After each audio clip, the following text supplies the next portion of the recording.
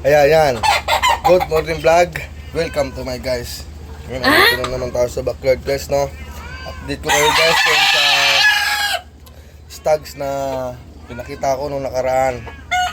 So, kape muna tayo guys, no? Ito na siya ngayon. Ayan na. 5 months na sila guys. May nag-comment nga doon sa in-upload ko yan sa YouTube, sa channel natin sa YouTube. May nag-comment doon, boss, ano ba yung manok mo? Kals ba yan? Ang lalaki ng palong, katayin mo na yan. Katayin na daw eh. So, malapit na. Ayan. At ito dalaga na. Ito naman yung gagamitin natin sa breeding season. Isang super sweeter galing din sa kaibigan natin. Lubos na nagtitiwala. Ayan, namumula na, malapit na.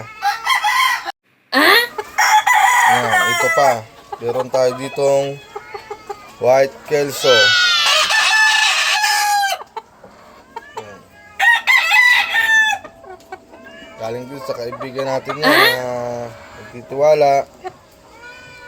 Hindi naman tayo bumibili ng mga manok-manok na pang materialis eh.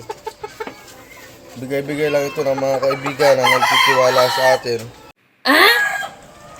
Saka ito yung pang-last guys, no? Ito yung super white kelso ko. Galing ito kay Bibong Enrique. Hindi Bibong Enrique. Joke lang guys.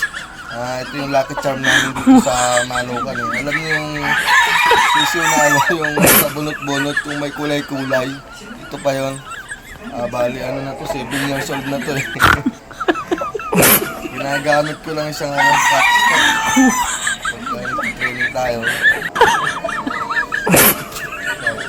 Yun lang guys. Thank you for watching.